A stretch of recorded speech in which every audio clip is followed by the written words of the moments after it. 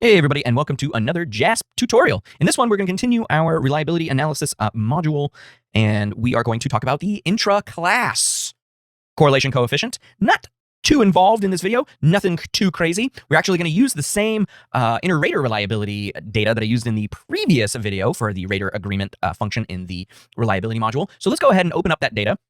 Before we do, I am using the JASP 0.16.4, which is the current build, the Intel version, of course, because that's what I'm using on this Mac. And so let's go ahead and open that recent data, recent files. And here we have my IRR CSV. It's going to open this. Now, if you didn't watch that previous video because you're like, who cares about that? Here we have a set of, this is completely farcical and completely different and just ridiculous set of judges doing measuring 10 contestants in some, I don't know, talent show or whatever, dancing competition. So we have 3 judges. They've each rated on a scale from 0 to 10, and they're relatively consistent, but not really, as you may have seen in that previous video. But we're going to do the ICC, or the Intraclass Correlation. Now, I used ICC in a previous video. That was for the inter-item correlation coefficient. So that's not to be confused with this intra-class correlation, the ICC. So my apologies on using that same thing. Here is the intra-class correlation help information. So just to, I don't know if I can make it bigger. Let me see. No, I cannot.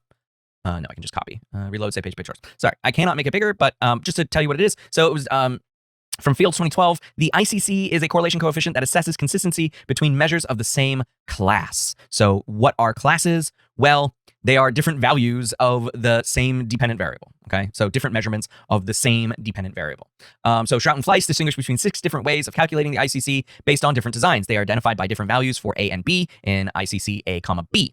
A is dependent on how raters are selected and subjects are rated, and B on whether or not ratings are averaged in the end. Rater can refer to judges, tests, or other forms of rating here and in the section below. So we can talk about that as we go through this. Let me pull this. It is also, I want to mention that it is a common measure of inter-rater reliability and consistency. So wunderbar on that. All right, so let's go ahead and open this. How do you get the reliability module in JASP? Well, when you download JASP, it comes with the ability to add these modules to your screen. They exist already, but you just go ahead and click them if you want to see them along your top bar, okay? So that is the reliability module, and it ends up with this target icon over here. So we're going to click on that, and we're going to go to intra-class correlation. The unidimensional reliability analysis is your Cronbach's alpha. Just in case you haven't seen that, there's a video on that on the channel already. So intra-class correlation brings this up.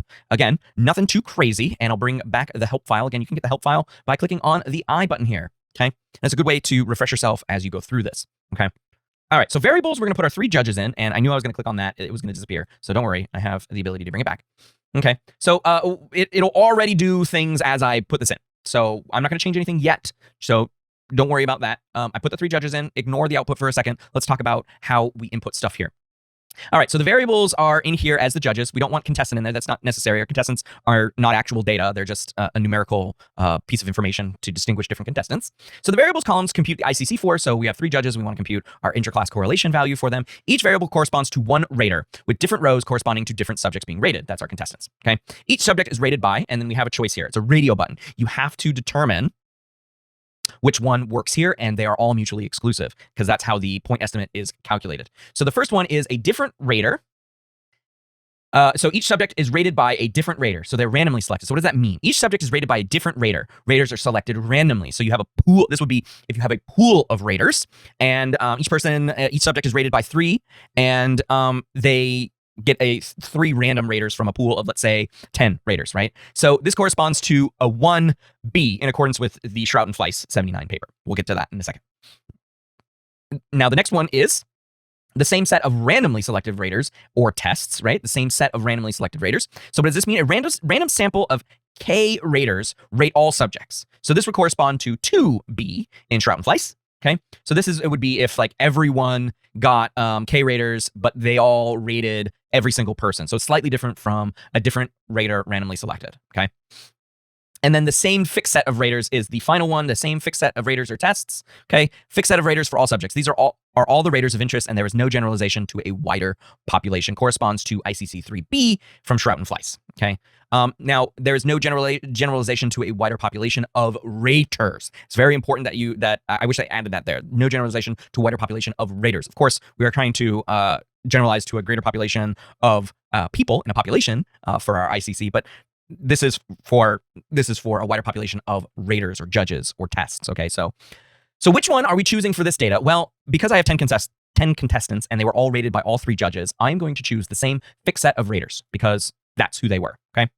All right, the next one is ratings are averaged, okay? So this, you check this box, are the ratings by all raters averaged in the end? This strongly impacts the ICC coefficient. If yes, it corresponds to ICC A-K in accordance with Trout and Fleiss. If not, it corresponds to ICC A1, okay?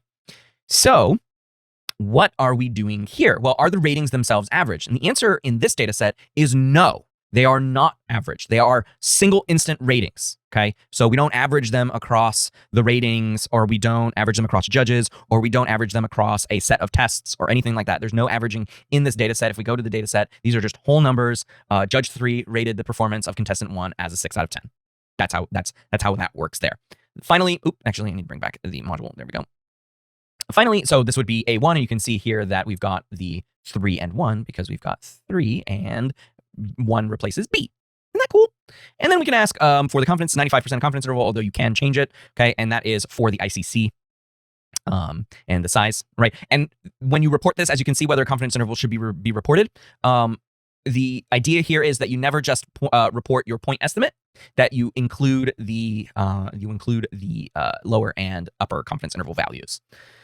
Oh, and then now the Bland-Altman plot is not part of this, so I'm not sure what is going on here. They may have removed it, but yeah, the Bland-Altman plot is actually a different module, which will be in a different video that's going to come out on the channel after this.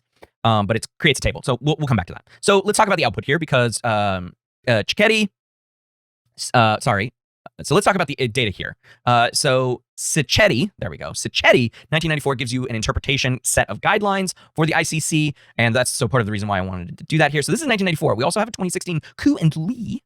Okay, the Bland-Altman plot we'll talk about again in another video. So let's talk about these. So let's see. Our point estimate for ICC 3-1, 10 subjects, 3 raters. Trout and Fleiss 3-1.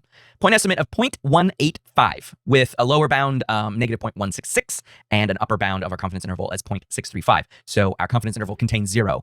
That makes it suspect. All right. So here we have the issue. So Cicchetti puts 0.4, less than 0.4 as poor. 0.4 to 0.59 fair. 0.6 to 0.74 good. I don't know if you can hear my dog barking in the background, but I apologize for that. And then 0.75 to 1 excellent. And 0.185 is definitely less than 0.4. Oops. Koo and Lee made this a little bit more conservative. Instead of 0.4, they made it 0.5. So anything between 0.4 and 0.5, depending on who you like, on whether or not you want to be a little bit more conservative with your estimate or evaluating your estimate, you would go with Cicchetti or Koo and Lee. But they're essentially the same here. Essentially. Maybe not essentially, but it's kind of. In any case, no, we've got poor agreement between my 3 judges. And if you saw the last video on the rater agreement module, yeah, that's absolutely true. That is absolutely true. So that's how you do the intraclass correlation. You can say that your raters, your judges sucked. Maybe you need to get new judges in JASP. Thanks for watching this video. Please leave your comments, suggestions, questions, and feedback down below. Thanks for watching this video. See you in the next one. Bye.